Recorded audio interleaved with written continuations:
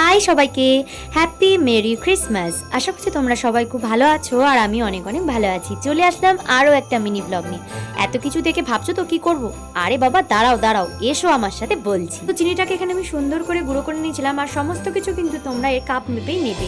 আর গুঁড়ো করার পর চিনিটাকে কেমন লাগছে সেটা তোমাদেরকে একবার দেখিয়ে দিলাম। বেশ কিছু ড্রাই ফ্রুটস নিয়েছি যেগুলোকে আমি সুন্দর করে চিনির শিরার মধ্যে ডুবিয়ে রেখেছিলাম আর নিমেষের মধ্যে কাজুও কেটে ফেলেছি। এরপর সমস্ত ড্রাই ফ্রুটস গুলোকে আমি নিয়ে চিনি শিরার মধ্যে ভিজিয়ে রেখেছিলাম 10 থেকে 15 মিনিট। কি ভাবছো আমি খেয়ে নেবো? আরে না না না, ভিডিওটা দেখতে থাকো তবেই তো বুঝবে যে কি করি। তো এইটুকু দেখে তোমরা যারা বুঝতে পারছো আমি কি করতে চলেছি, তো প্লিজ কমেন্টে জানাও আমাকে যে আমি কি বানাচ্ছি। তোমাদেরকে এখানে ময়দাটাকে দেখিয়ে দিলাম। এরপর আমি এর মধ্যে চিনিটাও মিশিয়ে নিয়েছিলাম খুব ভালো করে। তো যাই হোক, তারপর আরো একটা বড় পাত্র নিয়ে তার মধ্যে চিনি দিয়ে তার মধ্যে দিয়ে দিই 3টে ডিম ভেঙে। প্রথমে তো ভাঙতেই পারছিলাম না, তো যাই হোক শেষ পর্যন্ত পেরেছি। রেসিপির বাকিটা আসছে নেক্সট পার্টে, তো ভিডিওটা দেখতে থাকো। বাই।